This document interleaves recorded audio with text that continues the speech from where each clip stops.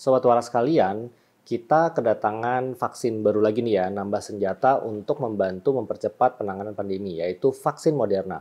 Awalnya, vaksin Moderna ini memang diperuntukkan hanya untuk booster bagi tenaga kesehatan sebagai vaksin ketiga nih, karena tenaga kesehatan memang masih yang risikonya paling tinggi untuk terkena COVID. Tapi belakangan, kalau nggak salah pertanggal 13 atau 14 Agustus, dari Kementerian Kesehatan sudah mengeluarkan surat edaran bahwa vaksin ini boleh digunakan untuk umum. Jadi tanpa berbasa-basi lagi, langsung aja mari kita kenalan dengan vaksin ini.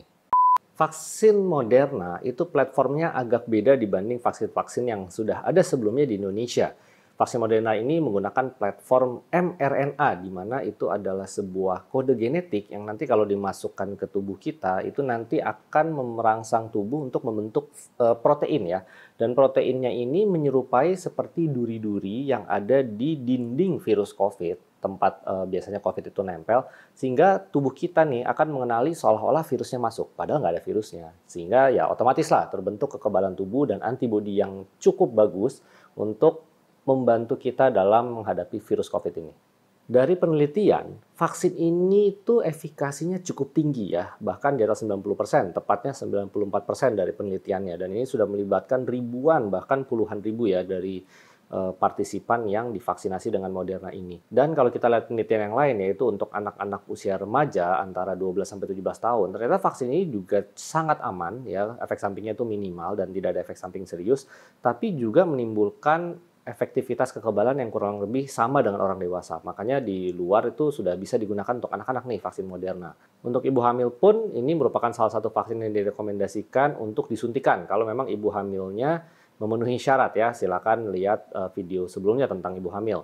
Dan kemudian apalagi untuk orang-orang yang autoimun ya, yang dimana kekebalan tubuhnya mungkin responnya agak-agak ya rendah atau gimana, vaksin ini juga boleh dipakai dan cukup aman karena ya bukan memasukkan virusnya, makanya termasuk salah satu vaksin yang direkomendasikan untuk pasien-pasien dengan autoimun.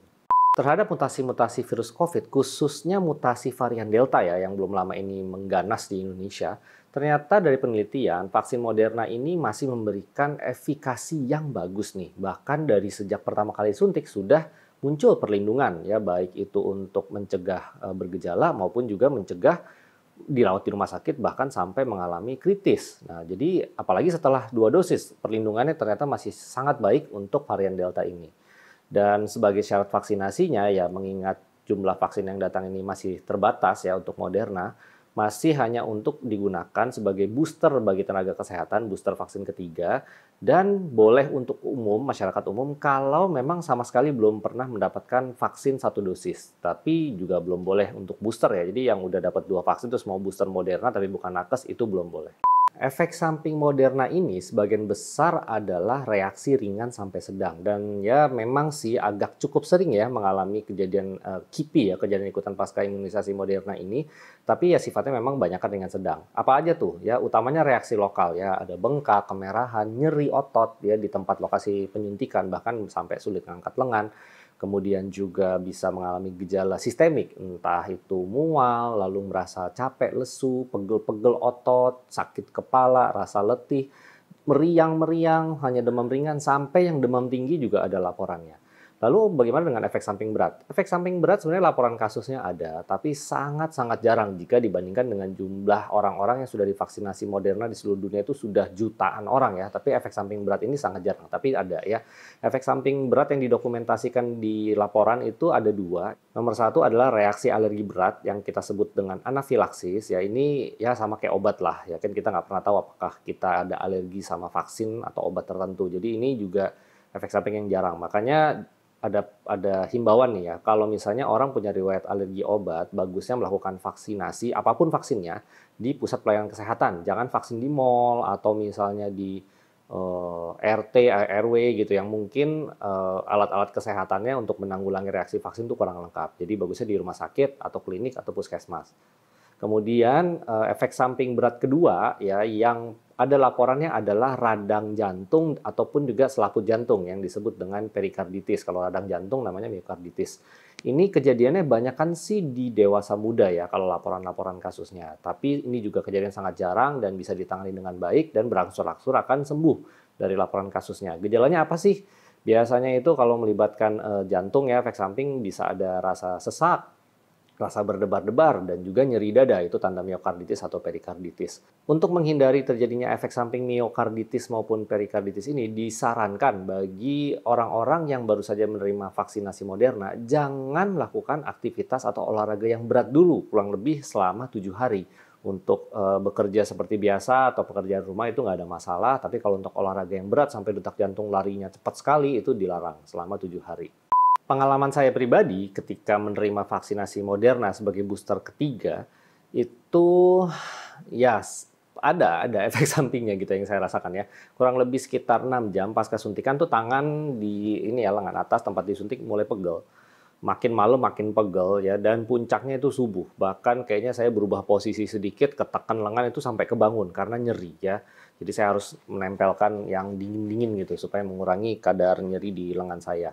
Dan hal ini berlanjut sampai besoknya, di mana saya mau mandi aja nggak bisa gitu ya, ngangkat tangan susah, saking pegel banget linu gitu, kayak kayak apa sih, kayak kena flu tulang gitu ya.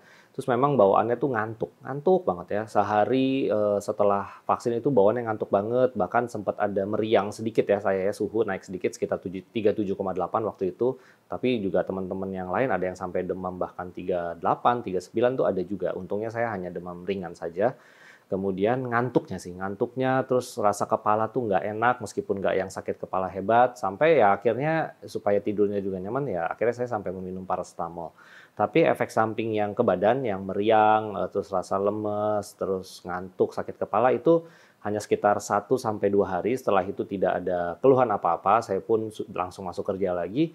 Yang sisa hanya nyeri otot. Nah, nyeri otot ini hari keberapa ya pasca saya vaksin? Oh, hari kelima. Baru nih, ya rasanya cuma tinggal ya 10% kali nyeri ototnya. Udah berani nih saya pegang-pegang begini. Sebelumnya sih nggak berani, sakit.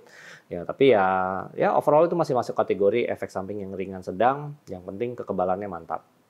Sebagai kesimpulan, mari kita syukuri bahwa Indonesia mendapat satu lagi jenis vaksin, sehingga mudah-mudahan program vaksinasi ini cepat selesai ya, cepat tercapai herd immunity, jadi pandeminya juga makin terkontrol gitu ya.